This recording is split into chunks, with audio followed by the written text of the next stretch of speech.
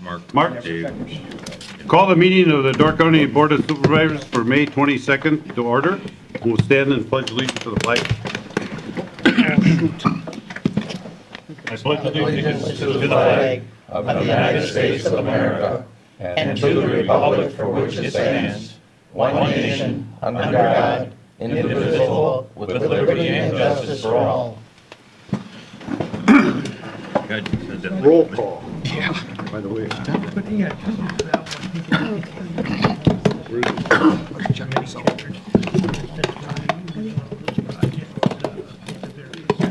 So this is a yes? Don't forget to confirm your presence. Yep, no, yes, Yes, and then and then confirm. I'm here. Did you really need to go into the house that was not there? There's a lot of paper on your desks. Tim. Didn't work. You hit yes first. Oh, wait for George to give me money. David and Tim. Like that. Okay, we have a 20 present, one excused. Holly Runquist is excused. Presentation of the agenda. Move to approve. I'll second. Mark Miller and Chuck Brand seconded. All in favor, say aye. Aye. Correspondence. There's two letters in our packet. One from Mike Shortall, congratulating or complimenting Deborah Hart and Veterans Office, and then another one explaining the Bay Area Workforce Development. And Biz, when we get down to that in the agenda, we'll let you explain it. Where's Biz? Way back there. Is there any other correspondence? Sharon Peterson down on your desk this morning, which was WCA information. WCA information, that was it. Yes, and for the WCA conference coming up in September, we have reservations for 15 rooms. And we'd like to have the people sign up that are going to go, so we know if we have to go beyond the 15 rooms. If you're not going to go and you're sure you're not going to go, tell Jill definitively that you're not going to go, so we know where the 15 occupancy is at. Public comment. Does anybody from the public want to comment? Wow. Well, okay. One more time, anybody from the public want to comment? If not, the next item on the agenda, we're going to start something new here. Once at County Board, we're going to have one of the department heads come forward and explain what their department's all about. I sort of got the idea when I had worked with the learning and retirement, and I went around the courthouse with all the departments, and I thought, my gosh, I bet you most of the county board members don't know all this stuff. So our first one is Holly Hanson is going to come forward and tell her what her department is, and we'll introduce her one employee, Chris. And Holly's got the stage. All right. Okay, Holly Hanson, real property lister for the county. My assistant property lister is Chris Moe. She's sitting in the back there. Stand up, Chris. I put in your packets on your desk a little overview of what my department does. We're kind of seen as the middleman for the county. We work with various departments in the county. I work with registered deeds. Once the documents are recorded at registered deeds, they come to my department for processing. I verify the ownership on the property and the legal description of the property. If it's a new parcel being created, I actually do all the mapping of the parcel boundaries for all the parcels in the county. We have roughly about almost, I think we're just under 42,000 parcels right now. Then I create shape files of those polygons and then export those out to what you see as the web map for the county, which is the aerial photo with the overlay of the parcel boundary lines, which I included in your packet. I included a aerial photo of your particular house with an overlay. And I know in one case, Ben's, I have lot lines going through his garage, I believe. So that is an area in this city that we'll have to investigate and probably adjust those property lines. I don't use that side of the garage. There are, the mapping was done over the years, so it started in the 80s. They started doing some of the mapping, and of course, technology has advanced considerably since then. And at that time, when they started the mapping, we didn't have what was called GPS control, which is out in the field, you'll see little metal caps that are at section corners. And that is where a registered land surveyor is supposed to start when they're doing a survey of your property. And we didn't have the bearings and distances between those monuments. So the mapping was kind of like floating out there. And now we have all that control, and we've adjusted the maps accordingly. But in areas that have been previously mapped before the control, they kind of just took that and kind of stretched it to fit into the control and never remapped those areas. So when we see things like I saw in Ben's case when I printed his map, I put that in a to-do file for me, and I go back and I will remap that area and adjust those property lines. Our office also is the acting county surveyor's office. We have roughly about 17,000 PLATA surveys on file in our office, which are done by private registered land surveyors. We also have the GPS control, like I mentioned, and we have the tie sheets for those monuments that I mentioned that a land surveyor has to start from. Those tie sheets give the surveyors an idea where in the field that monument is located. We also work with all the municipal assessors in the county on the assessments for all the properties. Right now we have, I think, 10 of the 19 municipalities that have their assessments turned back into the county. A majority of those are done through electronic upload and download. We have 3 that are still done manually. And then once we have all the assessments in and it comes towards the fall, we work with the municipal clerks and treasurers in doing the mill rates, the tax levies for everybody, and we calculate all the tax bills for the county. So we print all 42,000 plus the personal property tax bills for the county. So it's roughly right around 46,000 bills that we'll print in a given year, just the 2 of us. So if you come up in our office the end of November, beginning of December, Chris and I are basically pulling our hair out, trying to get all these bills printed, get them out to the local treasurers, so the local treasurers can then mail those tax bills out to the property owners. Once we have the tax collection file created, we then download that into Jay Zahn's database so that he can start collecting the taxes. We also work with the DNR forester in doing what is called managed forest lands. These are lands that property owners put into like a preserve, and we work with them in maintaining their database to make sure they have the proper ownership and acreages on these lands. We also work with the planning department when a certified survey map is recorded. Certified survey maps are maps that are done to divide property. Anything that is 10 acres or under is requires a certified survey map be done. And once those are brought up to planning department for their department to review for zoning, they also send me a copy of that to verify it, to make sure that it's going to fit into our mapping and that there's no errors on that map. Does anybody have any questions? That pretty much is an overview of what our department does. And I included in your packet, I included a website for the county land records. I'm sure most of you are familiar with that. I included the tax summary sheet so you can see everybody's tax rates for the entire county by municipality, school district, or sanitary district if they're in or out. And then if you're not happy with your assessments on your property, I included a guide for property owners and a guide to how do you go about appealing your assessment on your property. For those of you who have agricultural on your property, I also included a little packet on ag property and how it's assessed, because agricultural property is assessed at a considerably lower rate than what it could sell for. It's assessed at how it's used and not how could potentially sell. So basically, ag property is assessed at probably $100 to $200 an acre, but sells for $4,000, $5,000, $6,000 an acre. Any questions?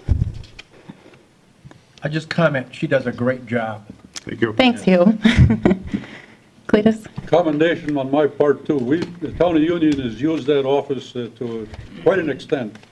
And I can say that every time I've been up there to see Holly, we get the answer, we get the information before I walk out the door. Thank you. Thank you very much. All right, thanks. That went pretty simple, didn't it? Yep, that was. Okay, next item on the agenda is the speed zone on County T that, excuse me, minutes, I got it crossed out already. Okay. A motion to approve the minutes. I'll move for approval. Oh, thank you. Second. Pretty accurate. Read this and Kathy, you got that? Okay. Sometimes I get it. Is there any corrections or additions? If not, all in favor of approving, vote aye. Aye. Opposed? That's passed. Next item then is the pending business on speed zone on County T. It was some controversy last time on just what it was all about. John, you want to explain it? Well, I don't know if there was controversy, but there was a misunderstanding of where the road was. And I guess I could best explain it. If you're leaving the city of Sturgeon Bay, the 18th Avenue and where we want to go would be starting at parking lot for the supper club there, Nightingale. and then it runs all the way out to where the Kmart property begins. And that's that 0.43 miles. So it's from, and the chief of police in the city of Sturgeon Bay has requested this, and so has Dan Power from the YMCA, because they now own a daycare center there. It also meets all the requirements for a road to be lowered to 25 miles an hour that the state has. It has passed the highway committee for approval. So I don't know what else there is. If there's any more, I'll try and answer the questions, otherwise I move for approval. Okay, is there a second to that? Yeah. Please, a second. Go ahead, Dale. Okay, so Alabama Street is on the opposite side of the daycare, isn't it? No, it starts at the Nightingale and angles off. Right. Alabama. Alabama actually goes, Now I understand where he's talking about. It starts at that, where the triangle is there, and goes north to the Kmart property, okay. or east of the Kmart property. Egg So Harbor it's Egg Town Harbor Road. Road, basically. So Basically, it is Egg Egg Harbor Harbor Road. Road. Yeah. Right. Okay. John? Well, there's Alabama Street, is that diagonal street behind there that's causing the problem, that comes out by the Nightingale Supper Club. Yeah. So there's that triangle there, that comes down to where the Nightingale Supper Club parking lot starts. And then T actually goes up to where the Kmart property was, and then it actually goes to the right back over to Alabama Street again, which is T, but we're not at that part. We're just from the Kmart to the parking lot at Okay. Nightingale.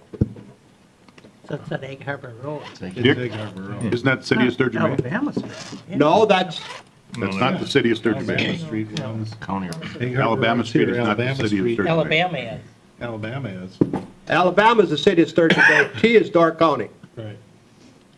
Basically, Egg Harbor Road, we all recognize that. It's an extension of Egg Harbor Road. Starting at Nightingale, going east to Yes. Marathon Gas Station, Correct. and then turning south past the movie house. No, we're not turning. No. But no, We're not I mean, that's where ending T there. goes. That's I'm where sorry. T goes. We're talking about What'd you say? Nightingale to Marathon. Yep, right. Yep.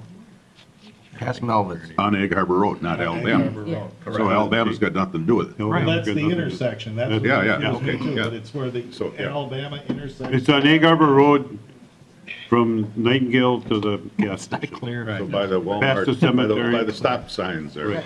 What is Egg Harbor Road then? Flashing yellow lights.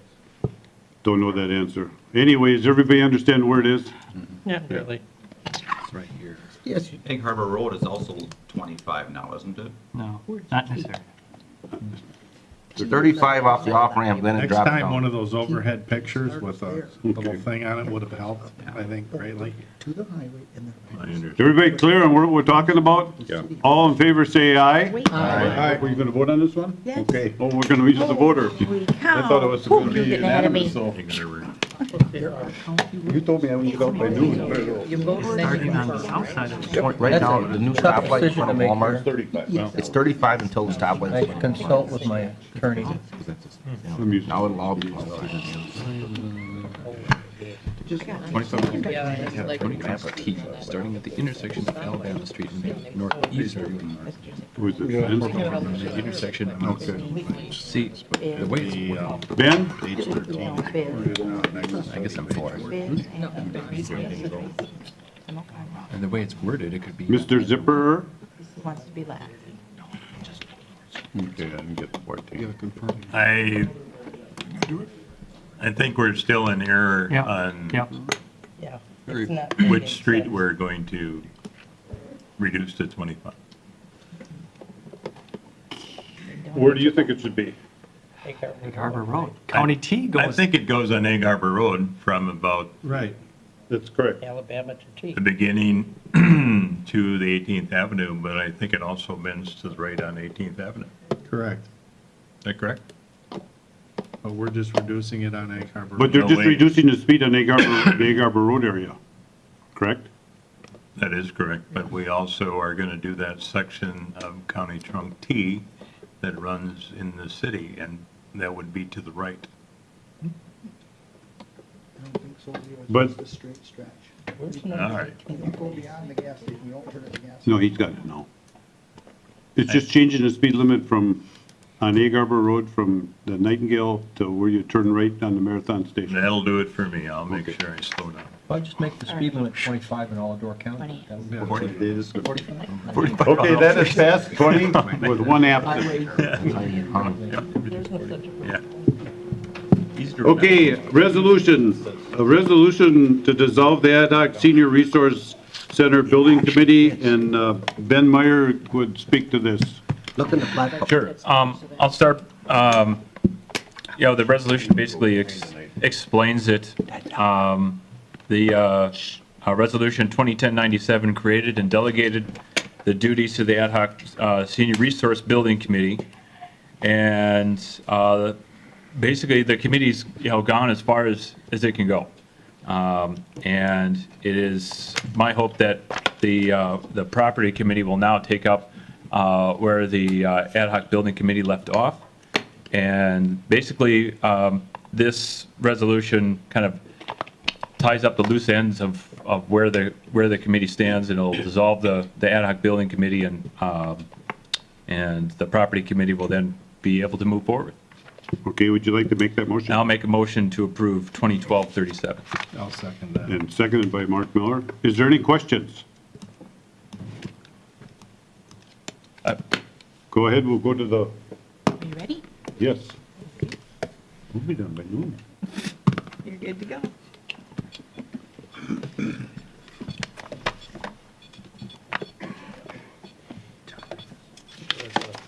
There it goes.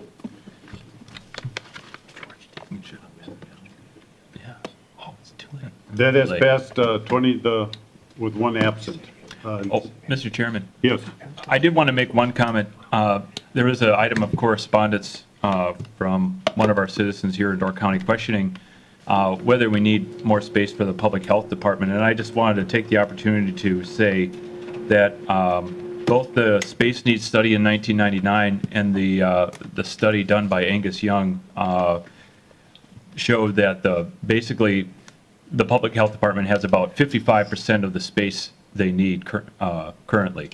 So in other words, they essentially need to almost double what they have now, because, well, many of us have taken a tour of the Public Health Department, and they are very squeezed for space, and something needs to be done. Well, just for the record, so everybody knows that Ben was the chairman of the ad hoc building committee, but he is also chairman of the property committee, so there should be a smooth transmission there. Should work out good, hopefully. Hopefully. Hopefully. Okay, Next item is the agreement with the local workforce development board. Supervisor Burley, can you explain this? Well, I think the resolution 2012-38 kind of sums it up in a nutshell, but it's an inter-county agreement with the workforce development. Basically, I'm on the LEO board. It's the locally elected officials, and that board oversees the Workforce Development Board, which is made up of business people from the counties that are involved. In the past, it's been 10 counties, which is Brown, Dorr, Florence, Kewaunee, Manitowoc, Marinette, the Menominee Reservation, Oconto, and Outagamie, and Shawano. Outagamie is a new one, and that's in there, which makes it 11 now instead of 10. We just took them on board. They were Outagamie used to be in the Valley area board, and now they moved up to the Bay Area board. This agreement is something that comes before the county board about every 5 or 6 years, and it's up for renewal right now. There's a lot of language in there, what it's all about, and I'm not going to read through that whole thing. It would take a long time to do that, but I would make a motion to adopt Resolution 2012-38, the agreement that we have with the Workforce Investment Act. Okay, is there a second? I'll second the motion. Seconded by Ben. Are there any questions? Go ahead. Good to go. Go to your voter board and either vote it up or vote it down.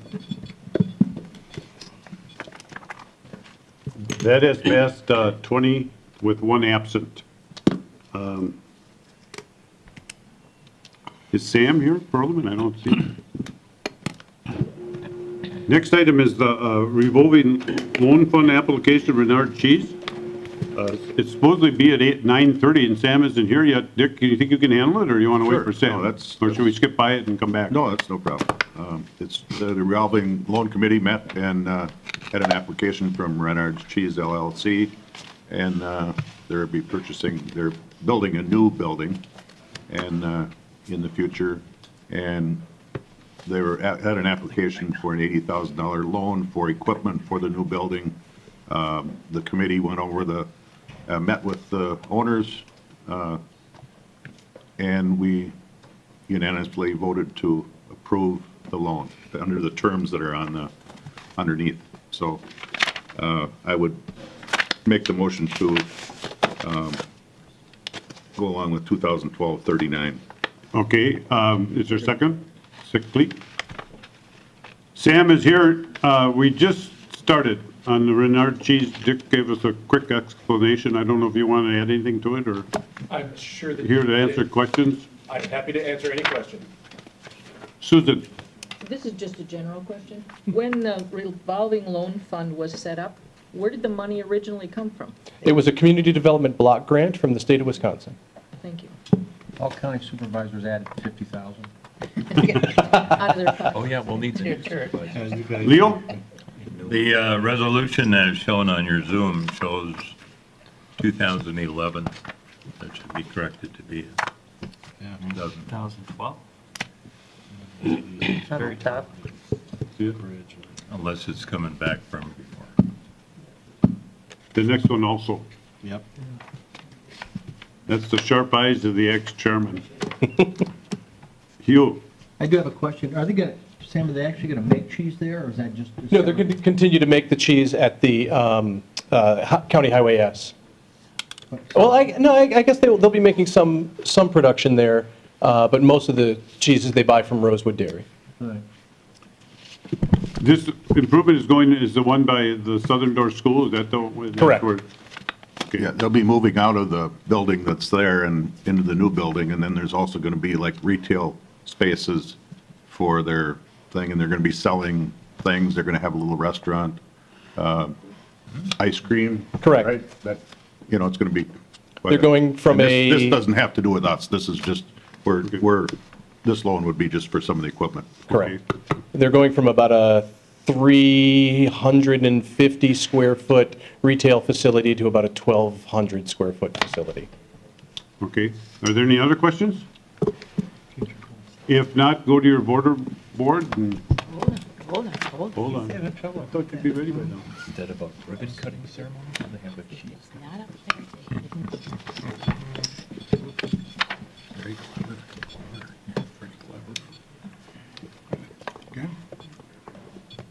No. All right. You again. That has passed 20 with one absent. The next one is the revolving loan fund application from HTF Incorporated. Richard, do you want to start out and explain it? I'll start it out, and then maybe Sam could explain HTF. They've had loans with the county before and paid them off. They were at our meeting and really congratulated us and thanked us for the last couple times that they did their thing. And this is just a one-year note. So if you want to add to that, Sure, HTF stands for Heat Treat Furnaces. They make heat treating devices in the industrial park.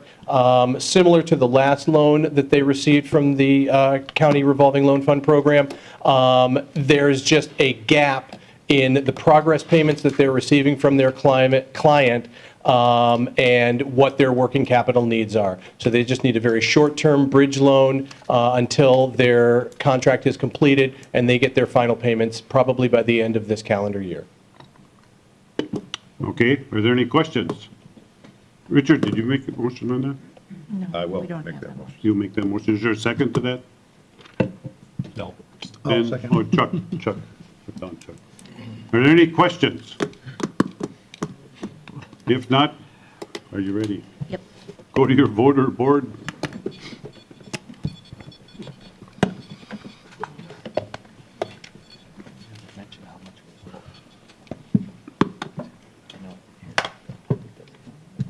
You.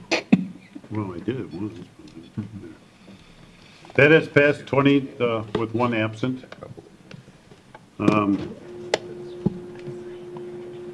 Next item is the approval of donations for invasive species education and control. Hugh, could you explain this? I can, I believe, that the town of Gardner has decided to give or is elected to donate to Door County to the Soil and Water Department a sum of $3,000 in the control of parsnips and Phragmites. And so it's a small donation to help their town get rid of these pests. So with that, I'd like to make a motion that we approve Resolution 2012-41 for the acceptance of $3,000. Okay. Is there a second? Second by Cletus. Are there any questions? Are you ready? If not, no questions, go to the voter board.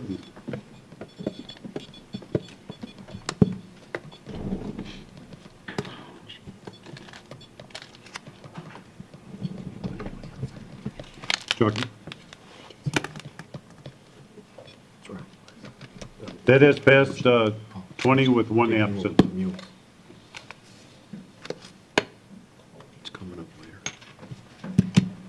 Next item is the gift grant donations water quality targeted runoff management program.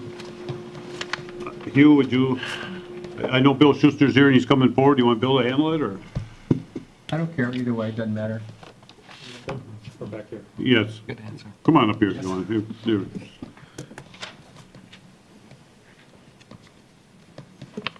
Good morning. Bill Schuster with the Soil and Water Conservation Department. Resolution in front of you, 2012-42, represents two water quality targeted runoff management grants that the county has been offered from the Wisconsin Department of Natural Resources. There's one for $150,000, which is a single project that would be in the Lily Bay Creek watershed, groundwater project. And then the second one is for $529,400. That's a total resolution of $647,000 $57, and that is the Dunes Lake watershed. And what we did is we included a map. It's on the back page. It's, I think, in your, I guess I don't know what the number in your packet is, but it's on the back side of that resolution to illustrate the area that we're talking about. This is in Sebastopol Township. Dunes Lake is on the lower end of this watershed. The watershed that you see there, it's the surface area where the runoff, rain and snow, melted water enters into Geisel Creek and a couple other tributaries that go into the lake. The department has been involved in a study, a lake planning grant of Dunes Lake since 2008. There's been 3 grants that we've received from the Department of Natural Resources that the county board has approved to help fund this project. In addition to that, we've received funding from the Glidden Drive Association, the Raybook Foundation, several private landowners, the Wisconsin Land and Water Conservation Association, UW Oshkosh, and the Door County Property Owners Association. This project started because over the past 10 years, those who are familiar with Dunes Lake have been observing a rather rapid change to the lake. It's all lakes age over time, and there is very apparent anecdotal knowledge of how this lake has been changing with large concentrations of algae accumulating and duckweed, sediment accumulating where the stream enters into the lake. The lake is essentially dying quickly and faster than what a lake would be done. We were involved, and I think, Greg, do you have those maps? Yeah. Greg's got a couple extra aerial photos. If it would be okay that we could pass those out, he'll hand them out on the end of your rolls. And I just want to illustrate a couple different things to you, and as you get them, We have this. when you get the packet, the first one is going to be the watershed map that you had in your packet. It's a little easy to see in a hard copy. The second one that is there, or the one that shows the creek, that's what the creek looks like during the growing season. And what we have is a significant discharge of nutrients into the lake to the point that the lake gets clogged up with the algae and the duckweed. The second photo that you'll see, this is Geisel Creek coming into the lake. That lime green area, again, shows that enrichment that is occurring in the lake. It's actually clogging up. So what we've been involved in is some pretty sophisticated and intensive monitoring systems that have gone on for a number of years. We've done groundwater and surface water testing throughout the watershed. Spring testing, we installed a couple deep wells near the lake and monitored those. That allowed us to develop a groundwater model. And the second page that you have, when you look at this one, you can still see the red line of the surface water watershed. The blue and green lines, that's the groundwater capture zone. The green area being the wet season and blue being the dry season. And what that is that when water infiltrates within that area, it's feeding the lake via groundwater. As the water table goes up and down, that capture zone changes. So the project area includes all the area within the red line and the areas that are in the groundwater capture zone.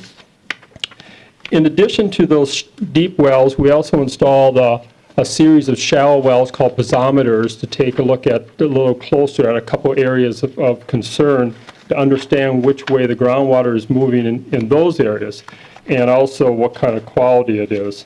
Sediment cores were done in the lake, and that is taking a core down into the sediments, and the process is we age, or the team, ages those sediments on very thin layers, analyzes what's in those sediments, and we can understand when different things happen that change the lake. In this fall, if all goes right, we're going to be presenting the report through a series of public meetings. Right now, the report, in pieces of the report, is out for scientific peer review. There's a lot of pretty high-level science in this. Just like any other scientific document, it's out for peer review. When that comes back to us, we're going to be making the adjustments and listening to the advice. Then we're going to put the plan together, and then it's going to go for a wider public review and discussion. I was at this Sebastopol Town Board meeting last night, and Leo chairs that, and I was asking the town board to help with that facilitating when we come to this fall for that, take a look at the whole project. What it comes down to, just give you some preliminary numbers, is we have just an excess of nutrients to the point that the lake can no longer assimilate those without going through this rapid change. To the point that the discharge coming out of the lake, and if you look back at your watershed map, the stream that comes out of the lake is Shivering Sands, and that's the creek that discharges into Lake Michigan coming out of Dunes Lake. That stream itself shows higher levels of nutrients coming out than the streams that come out of the other inland lakes in Door County into Lake Michigan. So what we're seeing is the lake is serving as, Dunes Lake is serving as almost like a treatment pond for the nutrients that are coming out of the watershed. And paying for it, changing quickly, and to the point now that the lake can no longer totally assimilate those nutrients, that we now have excessive nutrients even coming out of Shivering Sands. That's just a quick recap. We'll be back in a few months with a complete report and distribution of that in public meetings. The resolution that is in front of you is to start working with the non-point sources in the watershed. So when you look at that resolution, the Dunes Lake Watershed Grant, $529,400, that is to start working with the landowners in the watershed to start installing practices to reduce the nutrient discharge into the stream in the lake. We've had, as you see in the watershed, we've had trim grants totaling over $5.5 million since 2003. An awful lot of that money has gone to hard practices, large, expensive projects. This project, most of it is going to be what we call soft practices. That's working with the nutrient discharge from the fields themselves. A lot of nutrient management, buffers, no-till areas back from the streams, trying to reduce the field discharge. The data clearly shows that we've been monitoring, there's a number of very significant springs around the lake, and we've had monitoring systems in those springs to determine what the quality is, and also where that groundwater is coming from, and whether it's coming from a diffused area or a singular sinkhole. And the data indicates it's coming from a diffused, like a field sort of watershed. So this money would allow us to start working on reducing the nutrients from the non-point, the fields, out into the watershed. There's a couple projects out there that will likely require some of the larger concrete sort of projects, though that'll be the smaller part of the project. We are required by law, and many of you know this because we've talked about it, but on trim grants before, we're required by law to provide between 70% and 90% of the cost of those best management practices. The landowner does not have to participate in a project of this sort unless we provide that money. That's where this comes from. It is possible that the $529,000 will be inadequate to fully implement all the practices. If that's the case, the landowner would have to agree to install lesser funding or just opt to not do it unless we come up with a larger budget or a specific budget for their project.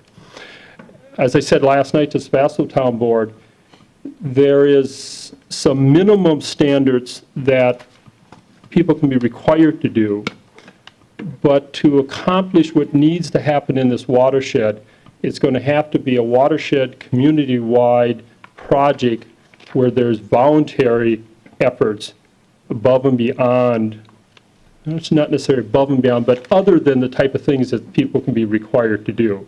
Without that, we're not going to be able to reduce the nutrients to an adequate amount to really impact the lake. So that's a quick, maybe not quick, but that's a little explanation. I can answer any questions, Dan, if there are. First, I'll get it on the floor. Hugh, would you like to make a motion to accept this grant? Sure, I'll do that. Okay, is there a second? Second. Second by David. Go ahead, questions? I had a Go question. ahead, take care of it. Sure. Ben, Who'd you point at? you take them. Oh, it's Joe. I just have two questions, Bill. What's the acreage size of this, and one, and secondly, number two is, has the elevation of the lake changed, dropped, diminished in the X amount of past years? Sure. And by how much? The surface water watershed is a little over 7,000 acres. Groundwater watershed is knocking on 6,000 acres. So it's not a very large watershed in terms of some of the projects we've been involved in over the years. The Geisel Creek is about 5 miles long, so, and the creek doesn't make it to the end. It's like most northern Door creeks, particularly northern Door, but in a certain extent southern Door, flashy streams. They flow gangbusters in the spring, and then they dry up. The lake level, that's an interesting topic. Years ago, and I think Biz can certainly talk about this also, people like myself and Biz and others who have used the lake for decades, there was beaver dam before. At the point, if you can see on the lake, we often talk about the upper lake and the lower lake. And if you look at this one, you can see a spot right here, and you can see taller trees. Those taller trees are actually on a glacial ridge of some sort, you know, which is very common around other Door County lakes. Down here is what we call the lower lakes. There was a beaver dam for a lot of years at that point. It's down quite a bit from that. That certainly has an impact in the equation. But as we present and release the report, we'll be able to illustrate how some activities in the watershed were pretty significant. Yeah, that was your two questions? Good. Thanks. Joe, I mean, Bill, you. There just seems to be some controversy that this is going to be a raid on the sewer plants up there, but you've stressed twice now this is non-point pollution. I wonder if, you know, the resolution doesn't really have the word non-point in it any place, does it? Probably not. The trim grants are non-point, but it happens. So I think that we should just it's the emphasize runoff for the record management. that this is non-point. Right. And I should address that the study looks at the entire watershed. And as we get our peer review and we start putting this together and we start distributing the first full draft to a wider audience, it's going to discuss all the land uses in the watershed, the non-point in the fields, the sewage ponds, septic systems, the whole gamut. And if you look at your watershed map, you can see two rectangular ponds. Those that aren't aware, those are connected to the crossroad village of Valmy and Institute. And those are certainly part of the study and the report. This resolution is for funds that deal with the non-point, the runoff, the field practices. But when we're back with the full report, we're going to be talking about the entire watershed. I don't want to get into details, too deep of details of numbers right now for different contributing, because we're being true to peer review, and we're going to have to respond to the science people first. But everything that discharges or adds nutrients to the watershed or the stream is part of the picture of what's happening to Dunes Lake. Many of you have heard me say that before. Whenever you have a water quality problem, you stand there and all you got to do is look 360 degrees. People go, where is it coming from? Well, it's coming from whatever land uses are in that watershed. So that day is coming, and I think I was pretty frank with the town board. I'm sure that topic will be a spirited debate. Ken? You said lakes have a life cycle. Mm-hmm. Isn't it just a natural progression for a small lake like this to be covered up eventually with leaves and debris and become a bog, or even less, just disappear totally? You're just holding back honest nature. Sure. Lakes slowly age, fill in, and become filled up, and they die. You know, we live in an area that's been glaciated. Glaciation just happened yesterday in geologic times, and we have all these lakes, but most all the lakes are eventually going to be gone. There is a speed of that happens, and as you change the watershed, that speed slows or goes faster. This lake is on that path a lot faster than what you'd expect, even in a man-developed watershed. And part of the public debate, and I talked about this last night, when a report comes out, us as the science people, we're going to be turning it over to you folks who are the policymakers, and you're going to have to, and it's the collective you, it's the sanitary district, the town, the school district, county board, all the elected bodies, you're going to have to judge what's an acceptable pace. Let me give you the far extreme, same thing I did last night. One could take the perspective that Dunes Lake, greatest value to the society is to be used as a treatment pond for nutrients coming out of the watershed. You know, that is a possible public policy position. And then you could say, but you don't want Lake Michigan impacted, so you'd reduce the nutrients just enough so Sherburne Sands wasn't putting out a lot of nutrients, but you would say the lake that's its purpose. The other end of that is we want to make sure that there's no additional nutrients going into Dunes Lake, and we're going to make sure it stays as pristine as possible. And everything in between that goes to your timeline. That's what the public debate is going to be, and that's what you folks as elected people and the town board and the sanitary district and the school board are going to have to struggle with, because as you go along that continuum of policy choices, each one has a dollar sign next to it. That's not my call. My job is to put that in front of the people.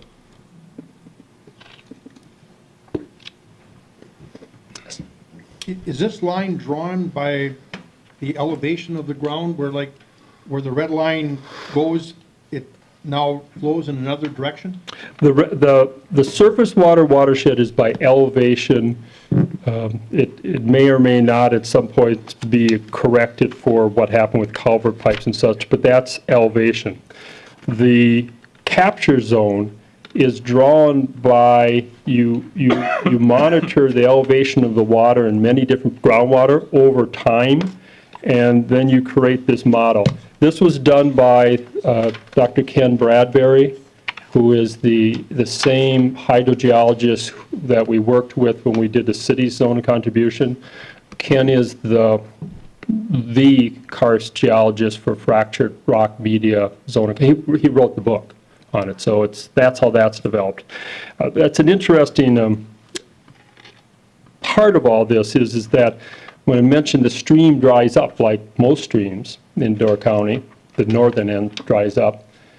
When you enter water into a dry stream, it goes directly into the groundwater system, which then takes a totally different path than when it's a flowing stream, and that's going to be part of the debate too, is how does that fit into it.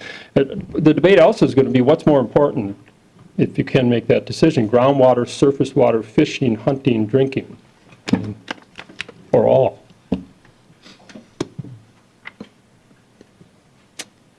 Bill. Some of the same questions we had last evening. just looking at your first map, I see where it runs across Town Line Road and goes into the town of Jacksonport. A little bit of Jacksport and a little bit of Egg Harbor. Are you making that presentation to them also? I should. Okay. And number two, it appears like that total dollar amount would be coming to you. Are you then going to be the overseer where you pay the bills and you hire the people to do the work? Or is a lot of your work going to be in-house? Okay. The way this works is that this is a contract between the county and the state. It makes money available. We then go and talk with the landowners, and we offer them a contract where we would pay between 70 and 90% of the cost of installing the practices. The way that's supposed to work is they pay all the bills, then we reimburse them. The LCC over the years has adopted a policy of two-party checks, so then what we end up doing really is when the bills come in, we issue two-party checks to the landowner. Once the landowner's paid their share, we issue two-party checks to the landowner and the contractor. There is a certain amount of money which is available for design purposes. That money can be used either for if you have a landowner who is hiring someone, and that's going to be built into the cost of the project, those funds can be used for that, and/or it pays for our engineering services. Maximum $32,000. What is the time frame on this, and how soon are the, I noticed that we do have a number of farmers in our town that are all into your surface area here. Mm-hmm. When will they be receiving notice that either, number one, they were included, or else the program is in operation and what they're eligible for? Our steps was to get this approved, and within the next 30 days or so, we'll start getting out the initial contacts to all the landowners in the watershed. Then staff will start going out and meeting with them on a one-to-one basis. So it'll happen pretty quickly after we have the funds to actually offer the people. We also want to have a number of public meetings, and I'm going to look for advice from people whether, should we combine various entities or whatever, and that's one of the things I'd like the town to help me with. Bill, could you elaborate a little bit on the practices that you would tell the property owners, or, Okay. The money would go to the property owners, Right. correct? Right. Most of the money? or- Most of the money. Yeah, okay, and what practices would, This watershed needs to reduce the discharge of nutrients of fields. so Fertilizers, and then it's hard to see, but there's lots of little tributaries and temporary streams or channels going in off of the main streams. so they'd be rerouted? Buffering those and rerouting as necessary. There's a couple operations which, one of them's the barnyard is crevices, exposed bedrock and crevices this wide. That's going to take some structural work. And that's, when I say, the hard practices. Hard not being difficult, well, they can be difficult, but hard because they're concrete. Most of it's going to be the soft practices. But, I don't want to dodge the topic because I never do. Not everybody wants to do those things. Right. I mean, that's the reality of it. It's just like the septic systems. Not everybody is pleased when the sanitary survey comes by. We will have people who will embrace it and do more, and we'll have people who will be unhappy. But this project will not, the big project, will not be successful without the buy-in from the non-farm community, too. That's going to be critical in this project. So are these policies going to be enforced? Policies enforced. I mean, the practices? Well, our job is, and it's throughout the county, we enforce, let's say it's nutrient management.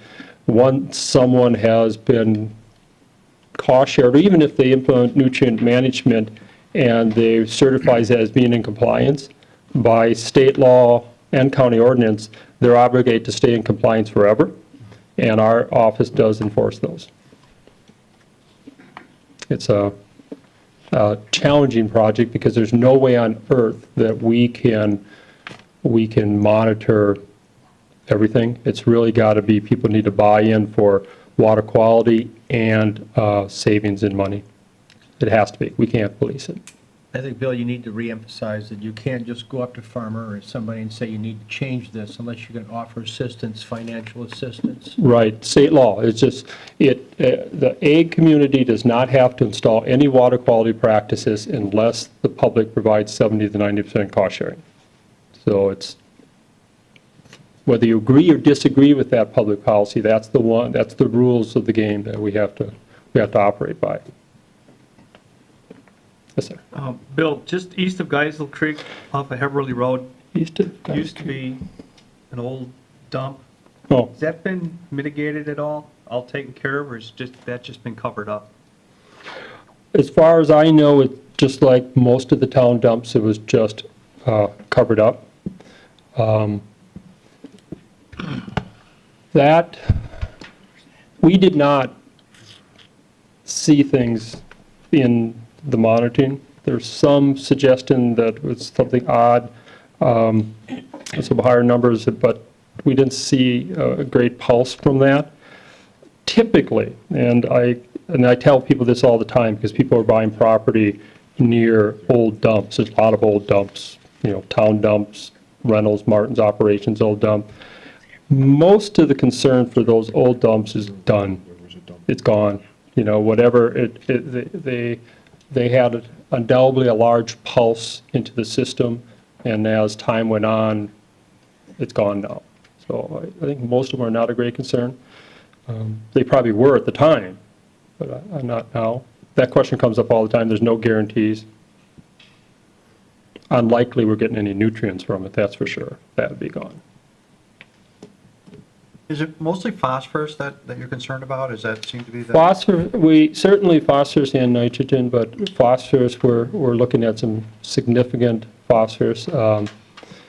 Rough numbers, the non-point is over 75% of the phosphorus, 90-some% of the nitrogen.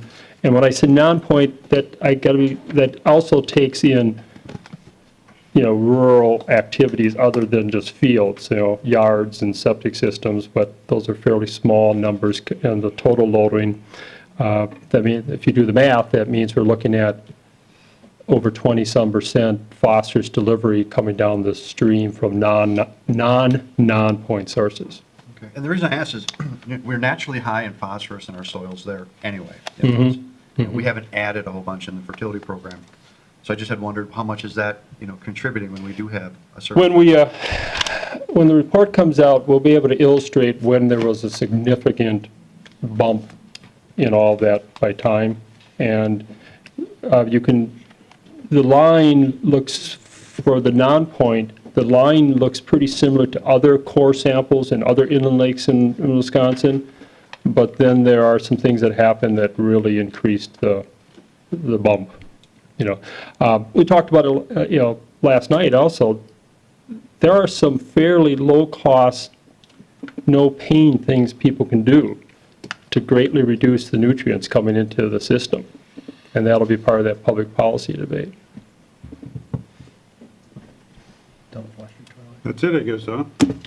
No more questions? Thank you. Thank you, Bill. Thanks, Bill. We'll take a vote on this item, Resolution 2012-43. All in favor, press your buttons. You're against it, press your button also. 42, but... Oh, yeah, right, 42. Thank you.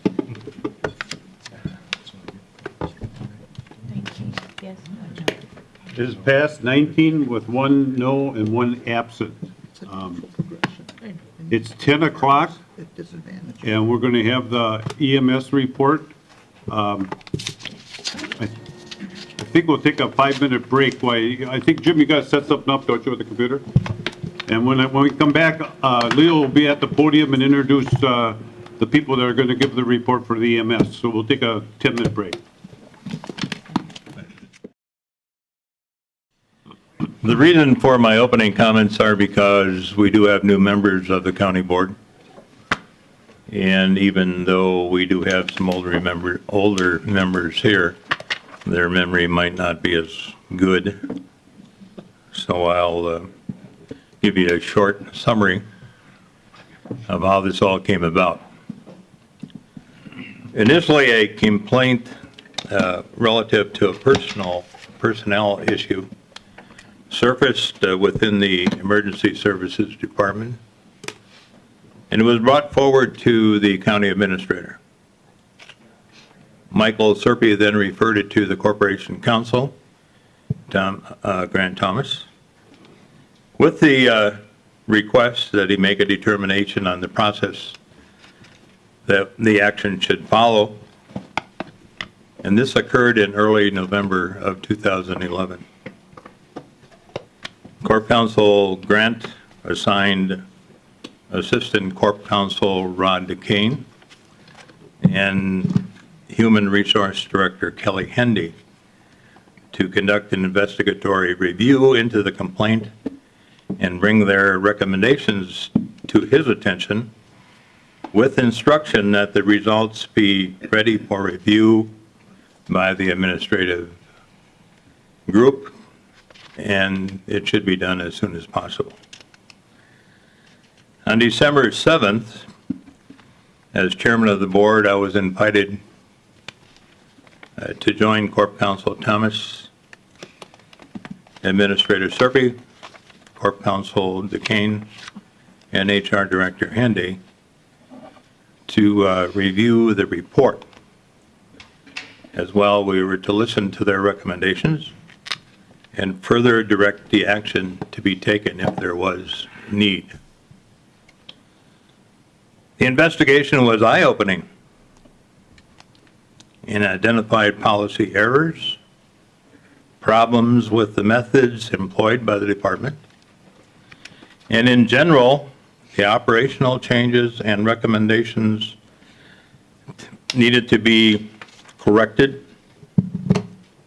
and they were well recognized. Without hesitation, it was decided that the need was immediate and we should do it as soon as possible. With the noticed retirement of Director Burris in hand, which was to take place on March 17, it was the intent of the group that it would be advantageous to the county to obtain outside expertise in reviewing the situation at hand.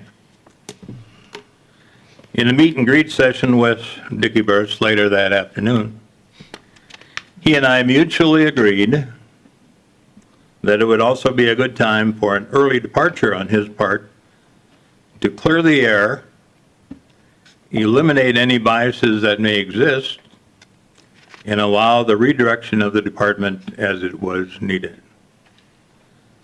The retirement date for him as a physical presence at the office was agreed to come to a close at the end of the year, December 31.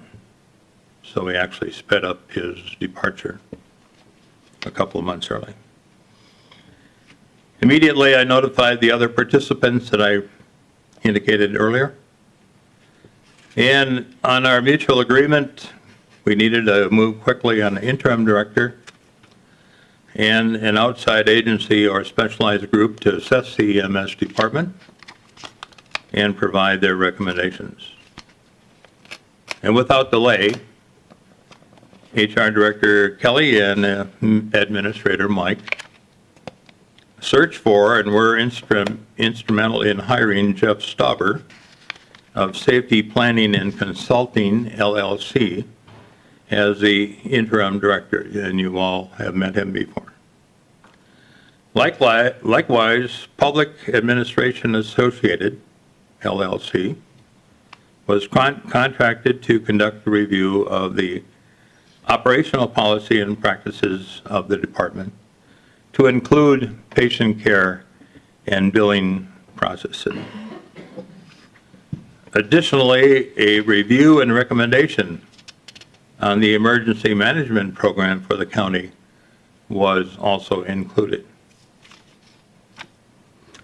I hope this brings you up to date, as it's really a quick summary of what took place.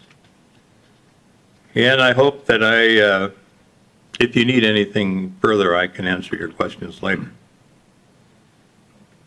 So Jim Osted and Tim Franz are partners in the Public Administration Associated Group, and they are to present the organization and operational audit of the Door County Emergency Services. And for your information, if the name sounds familiar, Jim Osted, mother, lives with the county board chairman.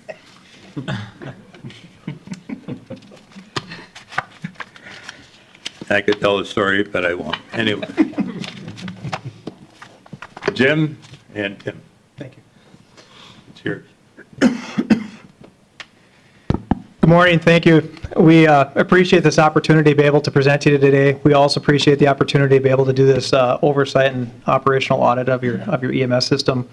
You know, one of the things that we did find out going through the process, just a quick background on what we did in our process, you can see it in the report, is we had the opportunity to interview and talk with all the constituents involved in the system, all of the paramedics, people from the island, people from South County EMS and the Brussels unit, fire chiefs, first responders, all throughout the county, some people in your position, people on the committee, that oversight committee for the EMS organization, medical director, hospital administration, paratransit ambulance. So we believe we did due diligence in making sure that we talked to all the constituents involved in the service. However, in doing so, one of the things that I would like to start off with is that one of the things that we did find is the system that you have is an excellent system. You have very dedicated staff that work within your system. So, you know, there are some things that we're going to talk about here today, but you have to remember the system starts with having good employees. So some of the things that we're going to recommend today is some practices to be put in place within the system to make your system better. And one of the things you already have is you already have a very good solid base of good employees. And I think that's one thing you need to look at is now you need to give them the ability to be the best they can be by giving them some good direction. And you know, you've already hired an excellent individual to drive the service and to be in charge of that service. So with that being said, one of the things that we wanted to talk about today is the overview of everything. The other thing is that when we were brought in, one of the things is to look at the system as a whole and not look at other options of how to provide the system. And one of the things that was a very early quick discussion, because there's always a question of within an ambulance service or within a community, should the ambulance service be provided by the government or should it be provided by a private service? You know, and one of the things that right off the bat, in our opinion, in discussion with different people within the county, is that it would be very difficult for a private organization to provide the same level of care of ambulance service to the county that you enjoy today. And the reason being is that one question, and we asked this of the committee here a couple weeks ago when we presented, is that how many times has the Door County been offered or asked to have a private ambulance service come in and provide service to them? Or asked for them to give you a bid on how much they were going to provide the service. And nobody could ever answer that question and say that there ever was one. That is a very quick indicator that there's not a lot of private services that are interested in doing so. The reason being is because a private ambulance service is bottom line or bottom dollar. They're in the business to make money. They provide an excellent service, however, they're in the business to make money because that's how they're supported. So that being said, if a private ambulance service more likely would be here to provide that same service that's provided by the county today, more than likely the county would have to subsidize that service because there may not be enough run volume to support the amount of ambulances necessary to provide good, equitable service throughout the county. And that being said, is that it'd probably be better then is to continue the service that you already have, is because if you already have to subsidize a private entity, it'd be just probably as important for you to provide that service yourself and actually drive the ship or steer the boat. So part of the issue that you have within Door County, obviously, and when Jeff and I met with you here about 4 or 5 months ago, is that your geographic location being 70 miles long and 5 miles wide, very difficult to provide ambulance service throughout that because of the geographic length of the county. So those are some things that we'll discuss here in a little bit when we talk about staffing and stations and things. So as Mr. Zipper mentioned here, these are some of the things that we were asked to actually overview: personnel policies and practices, review of the stations and equipment, patient care, the billing process and how patients are billed, and then the emergency management position within the county. What we're going to do is we're going to take each one of the bullet pointed items. All of you saw the final report. We're going to hit just some high points of some of the areas. Some of the things do have some recommendations, but a lot of those recommendations you can actually go ahead and read within the report. The first part is staffing schedules, and Tim is actually going to discuss that and how we went about and dealing with some of these areas here. But staffing was probably one of the bigger areas that we looked at into looking at a better way of providing that service.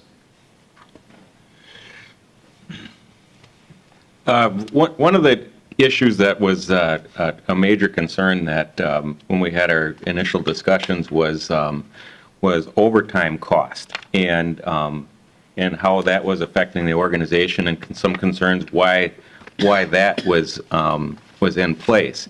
And with that is one of the things that a major point of understanding that you have to have is the schedule that the personnel work, that being 24-hour shifts. And working in the business, we call it a California schedule, 1 day on, 1 day off through a series of 3 days and then 4 days off. But in that, anything over 40 hours is overtime. So this schedule averages out to be 56 hours per week. So that's one of the issues that it drives that. And this is an example of that schedule. And we have A, B, C shifts marked out here to show you the different shifts. So you can see relatively what their schedule is. And it's overlapping there just a bit. But within that, in some weeks they're gaining 32 hours of overtime, some 8 hours, and it kind of rotates back and forth through that. And that's just inherent to their schedule. So there is a certain amount of overtime that is always going to be there. However, you also need to know with that overtime is that that has been considered in the contract that they have, and that they're paid two different rates. One for their regular work schedule time of 40 hours and that overtime in there, so that it kind of balances itself out to what their annual salary was intended to be. So even though it looks like there's overtime there, it really is, it's a matter of how things are put together with that. There is a fair amount of overtime, though, above and beyond that. There's regularly scheduled overtime generated by the regular schedule, and there is also overtime that is generated by the leave time that they have. I'll just stay with this and talk about leave time. As you can see on here, we march things out. This is for an average 7-year employee and the amount of leave time that they have. Right now you have 12 employees and you have 12 regular positions that need to be filled. And some casual staff, but there are no extra employees built into it to cover the leave time that the employees have. So to put it simply, when one person is on vacation, another person is on overtime. They're constantly working for each other. So really, they're not truly getting vacation time. As far as the number of hours they work in a given year, they just have to end up working for someone else. So it ends up being a wash as far as the number of hours that they end up having to work. So that's where that overtime is in there. We'll get a little further along in the recommendations, but one of our recommendations is to add additional staff to cover for those vacation times, make them regular employees so that people actually do get their vacation time as is intended. And there are some issues with that from a personnel standpoint, that people have vacation for a reason, that they need to get away from work and rejuvenate themselves. And that leads into some of the other issues that we found in the organization as well.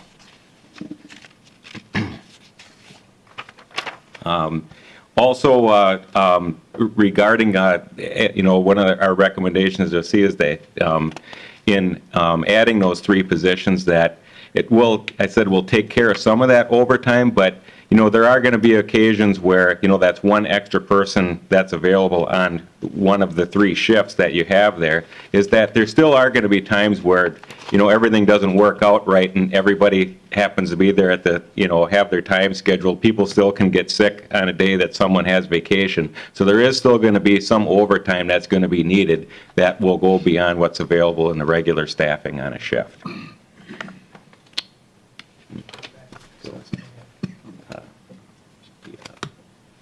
I'll go into that. And the other things with that, we did discuss in rotation of the crews.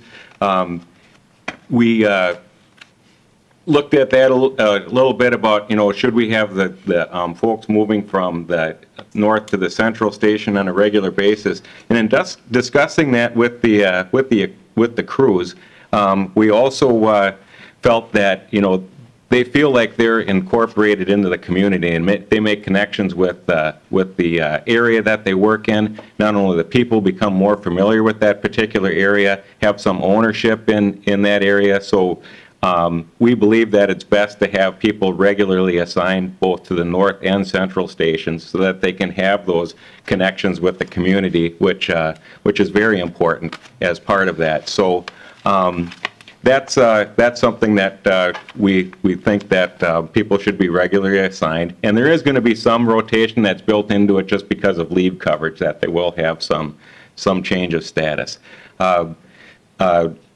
With the leave time, we also, as we talked about having additional staffing, that we should have some changes in the processes and procedures for time off. Policies are not very clearly defined in that, as far as who can be off at a particular time, who does that scheduling and everything. That needs to be tightened up a little bit, because there are some cost savings and controls that can be put into place by that, rather than by having things pre-scheduled as much as possible. And that leads into also that part of that procedure of replacement of the personnel for leave that we talked about, with adding these additional staff, and then when our casual call staff also used with that.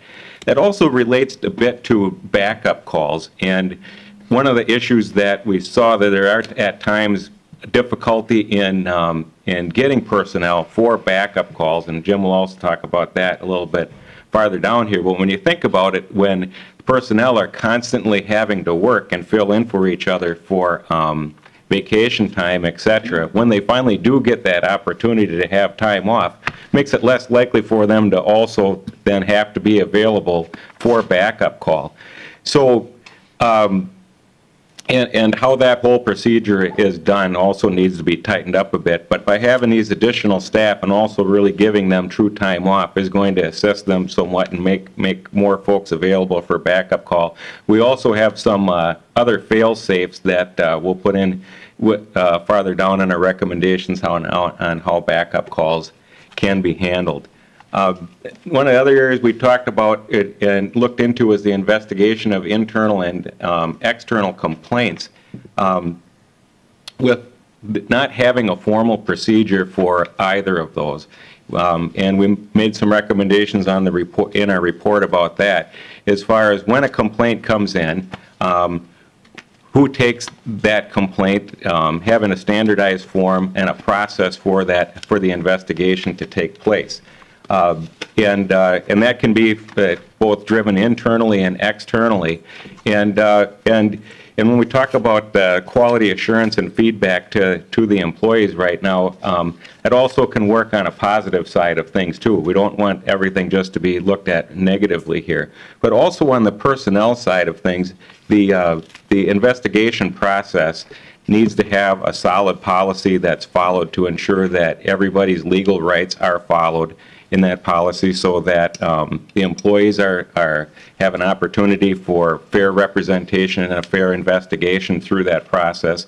That also covers your concerns that, if not done correctly and not following the 7 test of just cause, even though someone has done something incorrect, there is the possibility that, just like in other legal matters, that, for example, in a criminal case, for example, if someone isn't read their Miranda rights, that, it kind of, breaks up the whole chain on the process, and you can't follow through on it. That's why it's important to have this investigation process in place for the personnel. And I'll let Jim talk about the staff qualifications. As I mentioned earlier, staff is very knowledgeable, very educated, very dedicated to the system.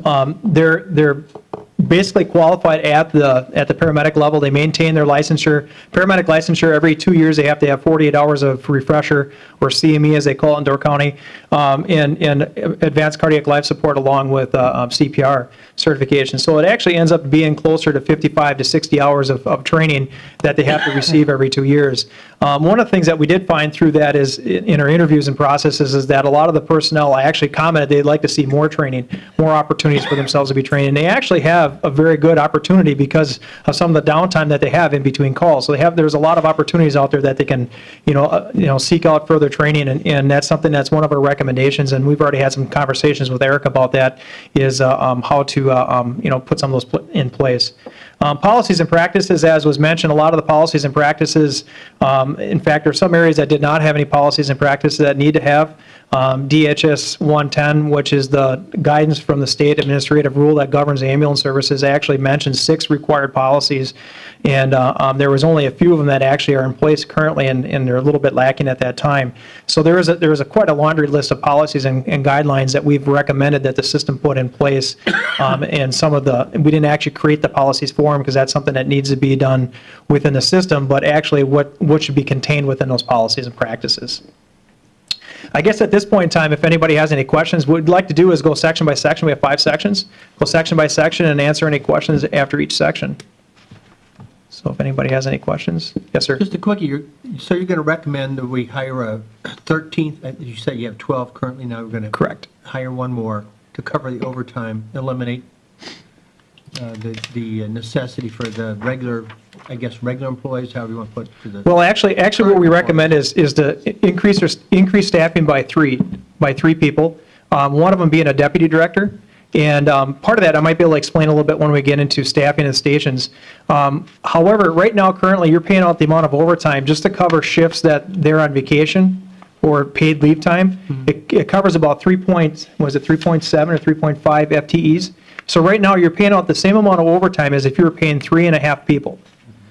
So realistically, by hiring 3 people, it's not going to eliminate overtime. The staff is still going to have to work overtime. Mm-hmm. And the reason being is that, a good example, you have 2 paramedics working at Sister Bay. Right now, 2 paramedics working in Sturgeon Bay. If one takes vacation in Sister Bay, one of those new staff members could fill that position. However, if somebody takes vacation in Sturgeon Bay, there's still going to be overtime to fill that position. It's just what it is relieving some of the overtime, because what's happening is, as Tim alluded to, is that every time they take a day off, so they're working close to 3,000 hours a year plus, depending upon how they're adjusting the overtime. So they're never really truly enjoying their time off. And so there is going to be somewhat of a reduction in overtime, but it's not going to replace it completely, because there's going to be overtime yet that they receive working the above 40 hours each week. There's overtime that they receive for doing training off duty. There's overtime that they receive for taking backup calls. And there's also the overtime for the leave, that there's only going to be 2 people that will be floating between 3 shifts. So if one person's working on A shift, one person's working on B shift covering a leave, and there's a leave position on C shift, that's going to have to be covered by overtime, if that makes any sense. And if I can go back to I'll go back to the schedule. Oops, I went the wrong way. And in the equivalent amount of time that you're seeing, that it's a little bit different. It's sometimes hard to grasp from seeing things from a 40-hour week perspective, the 24-hour shift perspective with the additional days.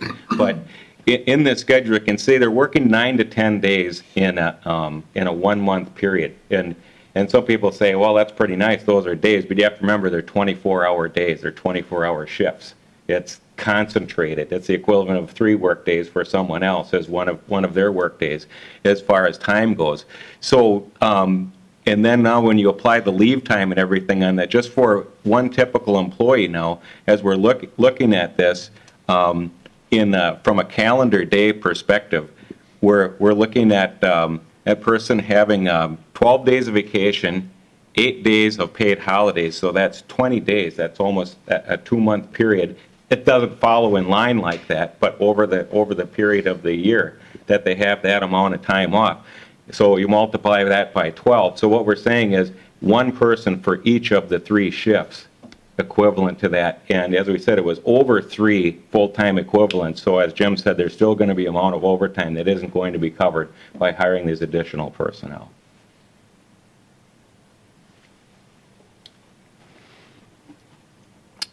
Did that answer the question? Clear as mud. Clear as mud? No, I basically understand. Okay. So our next section was to review of stations and equipment. Condition of stations, actually, Sister Bay Station, of course, that was built in 2002, occupied in 2003. Very nice station, very nice building. Hopefully most of you have probably already been there. The central station was built in the early 90s. There are some recommendations how that station needs to be modified a little bit, but generalistically speaking, the station's in good order. The Brussels station actually works well it's actually rented space. They rent from Brussels Union Gardner Fire Department to staff the ambulance there. However, for the ambulance, it's fine, but if there was ever a need to be staffed full-time or staffed during the daytime hours with personnel, it's probably not a good station to have staffing during the daytime. In fact, they do have one of the EMTs that does not live in the area, because right now they have a requirement they have to live so many minutes from the station or be within so many minutes of the station to respond to calls. So people that don't live in the area that actually staff the ambulance sit in their car in the parking lot waiting for a call, because the station itself is not probably the best place to be during the daytime, or any time that is. So location of stations, one of the things that we found is where they're located is that Sister Bay is in a good spot. Also, so is the central station. Brussels, obviously in the south part of the county. One of the things in our recommendations is currently in the summertime, they actually staff a third ambulance in the northern county area with staffing. And it usually goes in time periods of peak staffing, looking at when you're going to have your peak hours, peak responses. And that's one of the things that we recommended to look at doing a little bit more frequently, meaning that we recommended from May 1st until October 1st, being that staffed Friday, Saturday, and Sunday. And actually the location of it, in location of that ambulance be located in the Egg Harbor area. And the reason being is that if you look at the map, it gives you good coverage of the area. And one of the other difficulties, as we mentioned earlier, is the backup calls. You're staffed and your stations are in good place for current response, the first response. It's the second and the third calls that come in, and that's inherent of emergency services. Is if we could actually put all of our calls in line like a service person and schedule everything out, we would not have really any issues. However, we can't do that. We get the calls when they come in, and sometimes they come in at 2 and 3 and 4 at a time, so we have to be able to prepare for doing that. One of the difficulties Door County has is being surrounded by water, is that you have very few mutual aid opportunities, meaning you have very few ambulance services close by Door County that can come in and help you out. Until Lake Michigan starts providing ambulance service, there's not a lot of ambulance services around here that can help you out. So you have to look at building a system within your system to assist when you have that second and third calls out of those areas. So that should help with that impact. And plus, we talked about the backup calls, is that more than likely, personnel in the summertime is very more difficult to get a hold of people in the summertime, especially on weekends. That'll also help because you'll have one more ambulance staffed in that time period. And being in the Egg Harbor area, they can float north, they can float south, depending upon where the call volume happens to be during the daytime. We didn't really recommend a station at this time. We recommended just basically posting or placing an ambulance, and there's a lot of opportunities that can be done to make that happen. There's opportunities that conversations that can be with maybe the Egg Harbor Fire Department to house the ambulance during the daytime hours. It might be opportunities to look at a similar building within that area. Another county that provides ambulance service, Waushara County, that provides it the same as you do, as countywide. Their ambulance actually is stored in a fire station. However, the crew actually they rent an apartment above Bay Lake Bank across the street. So instead of remodeling the station, putting a lot of extra effort in it, they just basically rent a place that their people can stay during the daytime and at night. So there's a lot of different opportunities that you can look at for doing that. Not saying you have to go and build a couple $1 million station in a certain area and acquire land and all of that stuff that needs to go forward. That's something maybe to look forward to in the future as call volume increases, and that's something we'll talk about, is that call volume is going to continue to increase. For a lot of different reasons, and we'll talk about that in a little bit. That's in one of our other sections, something we were asked to look into. So looking at that should also help out with not only backup calls, but the ability to be able to respond to calls throughout the county. Probably one of the concerns, we talked about staffing earlier, but one of the other concerns that you have within your county is the ability to respond to a backup call. Right now, the paramedics are actually carrying a pager off duty, they're not paid for it. So there's basically nothing saying that they have to respond to any calls. They're doing it because they're good employees. And the issue that you have, though, is that if they happen, there's nothing saying they all can't leave the county when they're all off today. So the issue that you have is that you have the ability to respond to that first call, but maybe not that second call. That becomes a very huge liability situation for the county. So you have to look at some ways of being able to address and identify those issues and being able to respond to those types of calls. And so that hopefully can help out during the time. And we talk about peak times. We just started with the Friday, Saturday, Sunday. We figured a monetary amount to be able to staff that vehicle. It can be done in a different ways of combination. Right now, it's done with EMTs that are brought in that work for the county. It can be done with hiring paramedics on overtime. It can be done with some other staffing, some of the casual staff that they have. There's a lot of different ways and mechanisms that can be put in place and how that can be done. So one of the things that was to look at is staffing that, and as I mentioned, is peak times. If you identify, and that's something that looking at run volumes, is that if you identify that you have a certain event that occurs, and July 4th, if it happens not fall on Friday, Saturday, Sunday, that would be probably an excellent situation where you'd want to staff that ambulance in Egg Harbor. Possibly the day before, day of 4th of July, day after, depending upon the events that you have in the county. But those are things to start the ball rolling in that direction to be able to cover those, not only the initial calls, but also the backup calls. One of the difficulties you have is that in 2003, they went in what they called in-house in Sister Bay, and in the early 1990s, they went in-house in Sturgeon Bay. Prior to that, the paramedics would respond from home to the station. They had to live within 7 minutes of the station. After they went in-house, and as the turnover occurred with the paramedics since early 1990, the paramedics now have moved away from the stations. So what happens now is you have all of your paramedics located throughout the county, not close to the station. So what it does is it provides limited response for backup calls, especially in the Sister Bay area. You have one paramedic that lives in Sister Bay. So meaning if that paramedic is working or out of the county, the second ambulance call, you have no paramedics in Sister Bay. So the paramedic ambulance is responding from Sturgeon Bay to anything north of Egg Harbor. And we all know that during the summertime or winter months, that response can be very delayed. It can be anywhere up to 35 to 40 minutes to an hour response, especially if you have to go all the way up to North Point for a paramedic ambulance. So that is a pretty serious issue that you have. One of the other things is you have a lot of EMTs that work in the Northern Door area. However, again, they're on call, they have pagers, and there's nothing saying that they all have to be around or anything that has to be around. If you look at Washington Island has 21 EMTs and 2 ambulances. They probably have, out of the system, one of the things, they have a very captive audience. It's very difficult to leave the island, so not often do they leave the island, and when they do, they let each other know. They actually have a staffing and scheduling process that they're maintaining multiple EMTs on the island. And being that they can't go off the island very easily, they're readily available, especially in the winter months. So they actually are Washington Island set up very well. Not only have that first call, but also the second call.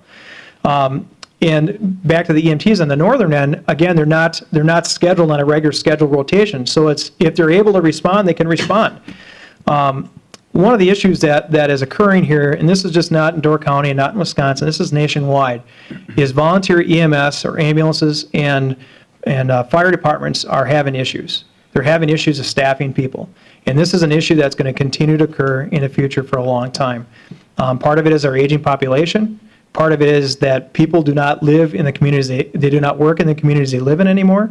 A lot of the communities cannot support people to work in. The farming industry, a lot of those things have actually impacted rural communities and being able to provide volunteer and fire department response. As you know, most of you are probably aware of the Northern Door Fire Departments are looking at consolidating. They're looking at consolidating because it's very difficult daytime right now, if they have a fire, to get together a number of firefighters to come together to put a fire out. And that is the reason why they're coming together, and it's impacting the EMS system, and it's impacting, and it's not just classic to Door County, it's Wisconsin, and it's nationwide. It's an issue that's coming about. So that kind of compounds your problem with the backup calls. So in looking at that, so that's why one of the recommendations was for that. One of the other things that is occurring currently, and some of you may or may not be aware of it, is your station that's located in Brussels.